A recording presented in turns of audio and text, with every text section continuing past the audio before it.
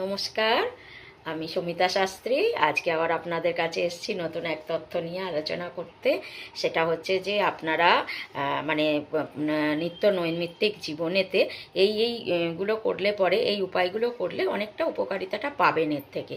এরমই একটা উপায় হচ্ছে যে আপনারা যদি দেখেন যে মাঝে মধ্যে শরীরটা উইক লাগছে, মহিলাদের বেশি করেই হয়, শরীর উইক, পারছেন না, হাঁটতে পারছেন না, চলতে পারছেন না, কোমরে ব্যথা, পায়ে ব্যথা, এগুলো একটু মহিলাদের মধ্যে হয়, পুরুষদের হয় না তা নয়।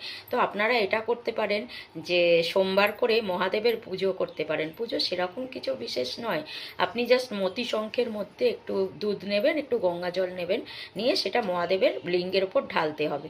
আর মহাদেবের লিঙ্গের ওপর ঢালার আগে তার মধ্যে একটা বেলপাতা দেবেন, বেলপাতার মসৃণ দিকটা মহাদেবের লিঙ্গের ওপর চাপিয়ে তারপর কিন্তু ওই দুধ গঙ্গা জলটা ঢালবেন, তার আগে নয়। আর কাঁচা দুধ দেবেন, দিয়ে আপনার মনস্কামনা বলবেন, অসুস্থতার কথা, এবং 108 বার মহামৃত্যুঞ্জয় মন্ত্র আপনাকে পাঠ করতে হবে। এবং মহামৃত্যুঞ্জয় মন্ত্রটা আমি একবার আপনাদেরকে বলে দিচ্ছি, আপনি মনেও রাখতে পারেন, বা আপনি এটাকে ডাউনলোড করে নেবেন আমার এই ভিডিওটা, তাহলেও আপনার এটা থাকবে।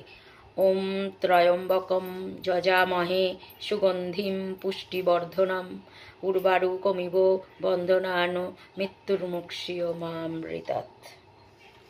ঠিক আছে, এই মন্ত্রটা আপনারা বলুন। ভালো থাকুন, সুস্থ থাকুন। আজকের মতন রাখি।